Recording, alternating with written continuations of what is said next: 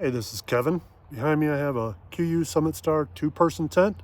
Let's take a look at this well-regarded tent and go over what makes it tick and my general thoughts on it. First off, this tent is a very taut freestanding tent. As you can see, there's good tension in these fabric panels. It's reported to handle the wind quite well. It's also very light for being a two-person freestanding tent at just a little over 3 pounds. I think it's listed at 3.3 and 3.8 depending. I think it's going to be very difficult to get a tent that is much lighter than this one as far as a freestanding two-person tent without some significant compromise, or else without using a fabric like a Dyneema or one of the super light fabrics. So let's take a look here. First off, Easton carbon poles, numerous guyouts, reflective. This is a nice touch.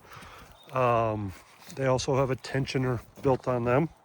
The pole structure is an exterior pole structure, which probably keeps this much more taut in general.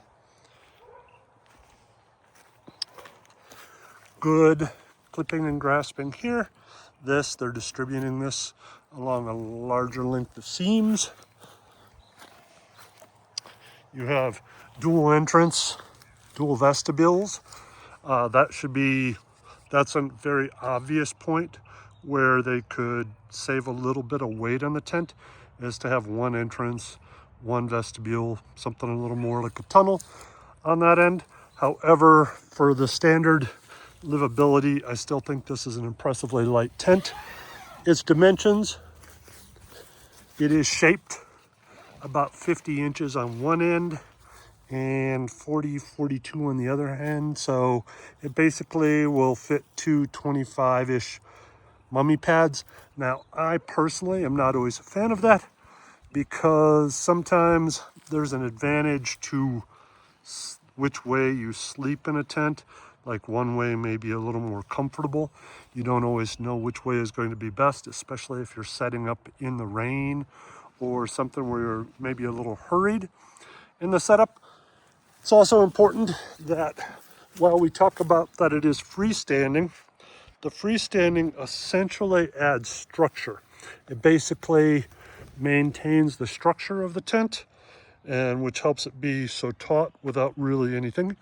But it doesn't mean that it won't blow away without being staked in. This tent is so light, and it does have a relatively steep profile on the ends, that if it's not staked in, a little gust of wind's going to come up and it's going to be tumbling. That's a little less of an issue when you are in the tent.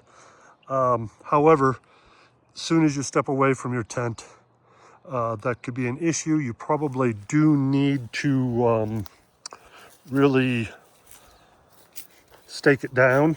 So let's go on inside. We have this relatively generous C-shaped entrance. You do have on the interior, you have these nice little pockets here that you can stash something. Up here you have a little bit of gear hanging loops. Of course, they did an excellent job branding, as Kuiu has always done when you look from the top. You also have the ability to do a little more venting by unzipping this and popping this tent or this vent open. You have one on each end. You'll have another pocket there, and then you have these same pockets here. You can, and another vent on this side.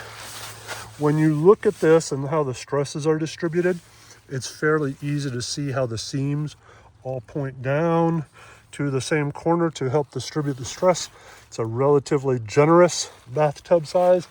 I think the fabric is maybe like a 15D nylon. I'm not sure what the floor is, but the floor seems pretty thin as well.